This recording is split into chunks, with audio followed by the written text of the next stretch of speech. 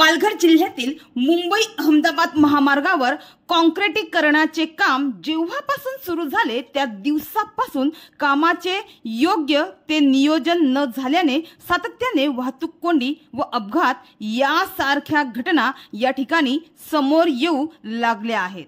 एकीकडे आज 22 जून रोजी रविवारी मुंबई अहमदाबाद महामार्गावर मस्तान नाका ते दुर्वेस सातिवेली येथे मुंबईकडे जाणाऱ्या मार्गावर प्रचंड वाहतूक कोंडी निर्माण झाली आहे, तर दुसरीकडे आज सकाळी एक अपघाताची घटना देखील घडली।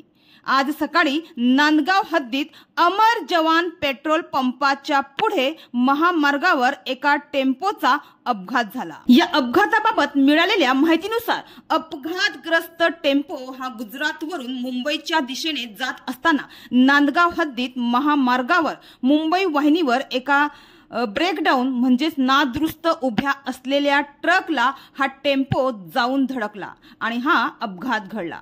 भरधाव असलेल्या टेम्पो चालकाची उभ्या असलेल्या नादुरुस्त ट्रकला जोराची धडक बसली, त्यामुळे टेम्पो चालक हा टेम्पोतच अर्धा तास अडकून पडला होता। रुग्णवाहिका चालक अकील सय्यद व पोलिसांनी या चालकाला बाहेर काढले व सय्यद यांनी मनोरच्या सह्याद्री हॉस्पिटलमध्ये त्यांना उपचारासाठी दाखल केलं आहे। त्यांच्यावर सध्या उपचार सुरू आहे।